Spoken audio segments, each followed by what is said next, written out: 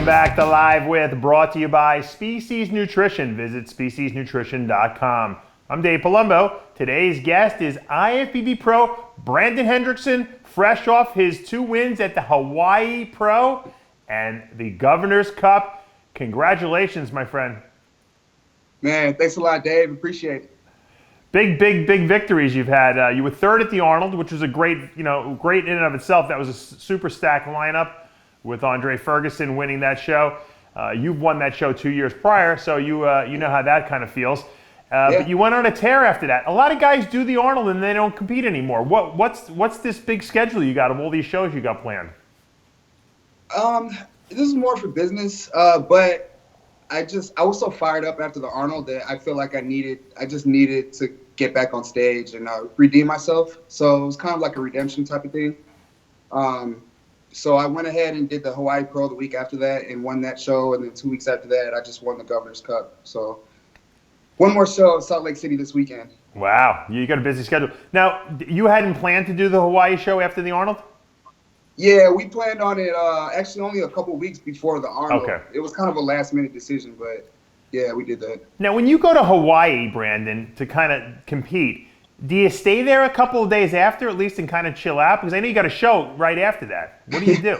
Yeah, I had a show the next week, so we stayed till that. We actually left that Sunday morning. Oh. One, because Hawaii is expensive, man. I didn't have the budget to stay there. That's true. That is true.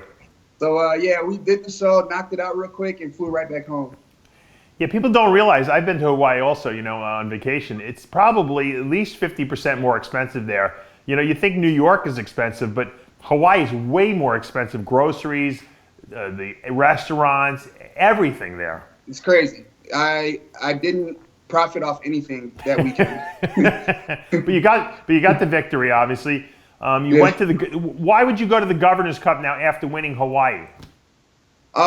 Well, like I said, it's more of a business move. A lot of the top guys are going more East Coast, doing the Shiro Classics. They're going more East. I'm trying to go more West and touch different territories that I haven't touched as far as West Coast, which is why I did Hawaii, which is why I did the Governor's Cup in California, and why I'm doing Salt Lake City in Utah. I got to tell you, you're looking bigger than I've ever seen you before. How much muscle have you added over the last year?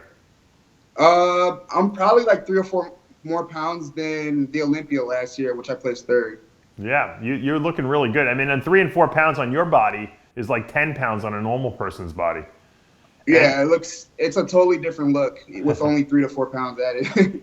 We've talked about this before. You got legs. You got a complete physique. You don't see that obviously because you're wearing the board shorts, but you had mentioned to me that you want to go all the way up the bodybuilding ladder. Right now we see you staying in physique and you're doing really good. Can we expect a move to classic or maybe even open at some point? Oh, of course. My first step right now is Olympia title in men's physique, and then we're gonna cross over to classic physique. That'll be the first move out of men's physique, and then eventually 5-10 years from now, 212 and maybe open. I'm open to anything, honestly. Don't you think, though, if you win the Olympia in men's physique, you'd want to stay there and keep winning the Olympia? It's kind of like, you... I know. That's what it's a toss-up right now because I know if I win, I'm going to want to do it again. I'm going to want to repeat it. But like I said, I won the Arnold Classic. If I win the Olympia, that'll be another title that I've won. I would just feel like there's other territories I need to take over, which would be classic physique next. Now, at the Arnold Classic, Andre Ferguson beat you over there. Yep. You've beaten him before. He's beaten you the last couple times. Can you take this guy out? Of course. Anybody can be taken down. I made a couple mistakes during my prep for the Arnold, or even on stage. My posing was a little off. But that's the last time he's going to beat me. I can't wait to quote that to him next time I talk to him. Do you think you have a better physique than Andre Ferguson, and why? Of course. Why? I think I have the best physique in men's physique division in the IFBB right now. Why do you think you're better than Andre? What do you got better than him? I have a more appealing look, more balance. I'm harder. I'm grainier. He has a little bit of width on me, but that's about it. He's a little bit wider, but that's really all he has on me. I have the whole total package plus the legs, and I know he doesn't have legs. Well, yeah, you don't need legs in men's physique, but certainly when you move up to the classic, you're going to have an advantage. That's for sure. Let me ask you this question, because backstage at the Governor's Cup in California, the current reigning champ, Jeremy Buendia, was there. Now, he's coming off a pec tear injury that he's rehabbing, I guess, and he claims he'll be at his best at the Olympia. There was some interesting words exchanged. Tell me what happened backstage after you won and he came up to you. Yeah, so I won the show. I'm backstage hanging out, just talking to some other guys. Jeremy walks literally right past me, shakes hands with the guy that I was talking to. I put my hand out of respect to Jeremy. That's his hometown. You know, I know that's where he's from. So out of respect to Jeremy, I put my hand out to shake his hand. He shakes my hand, says this fake congratulations. Not even a congratulations, usually like congrats, and then walked off. Now, why do you think it was fake? Hold on, let me stop you before you finish the story. At that point, why did you think it was fake? What gave you that impression? He wouldn't even look me in my eye. He didn't look me in my eye the whole time, the entire time. And just his mannerisms and his energy was just, it wasn't genuine. I knew it wasn't genuine. So as he was walking off, he said, you won't beat me in September though. He really said that to you? He said that to me after I just won the show. So now, do you think that was he was trying to maybe mentally psych you out, or you think that was an insecurity thing on his part? Definitely an insecure thing.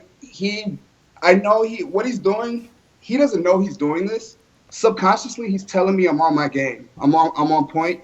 Subconsciously, he's telling me that I can beat him, and he's just validating that I can beat him by saying what he said without actually saying that. So. Gotcha. I think it's more of an insecure thing because he knows I'm on point. He knows I look better than him right now. He knows I can beat him in September. But you know what? I got to give Jeremy credit for one thing. You know, he does come off sometimes as a little insecure, but I think a lot of it, he's very aggressive too. So I think a lot of his tactics are mental warfare on a lot of guys. And sometimes it works against some of these guys. He does deliver, you know, on a lot of times the promises he makes and some of the almost bordering on threats he makes to people, you know? Yeah, I don't know. I think he just has a personal problem with me. You're not the first I don't know what it person, is. but you're not the first person to complain about that, though.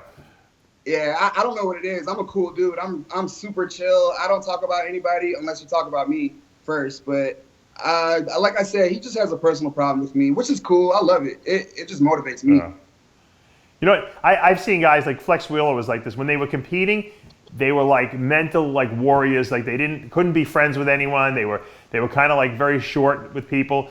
And then after they stopped competing, years later, they became best friends with all the guys they competed with. But they couldn't handle. They even said it. I couldn't handle being friends with people who I competed with because it kind of weakened me or something like that mentally. Yeah.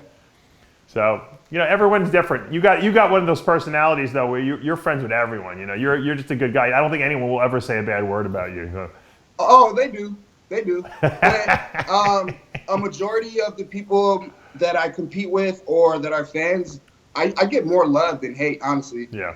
But, you know, I mean, it comes with the territory. I expect the hate. It's all good. Yeah, but I've never heard anyone say anything bad about you. You're a pretty humble guy.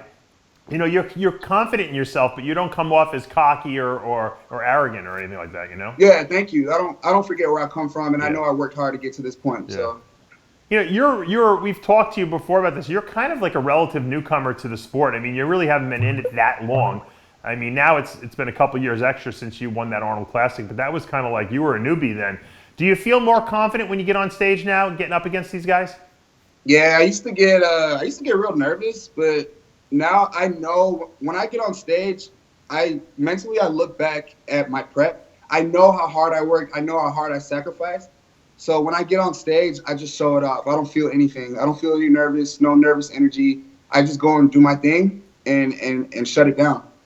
Well, you look great. You're on a roll. 2 wins in a row. Salt Lake City is coming up, what, next week or the week after? 3 days. 3 days. All right. So one more, and then you can eat again and get a little break in the action before the Olympia. It would be certainly nice going into that Olympia with 3 wins under your belt. Man, it's gonna be great. Hopefully, we get a number 3, and then take a break and get ready for Olympia. Well, Brandon, it's always a pleasure to talk to you. Congratulations on the great season you're having so far, and we're looking forward to seeing what you can bring to the Olympia stage. Let's get it. Thanks, Dave. All right. And that'll take us to the end of another episode of Live With, brought to you by Species Nutrition. Visit speciesnutrition.com. I'm Dave Palumbo, and we'll see you next time.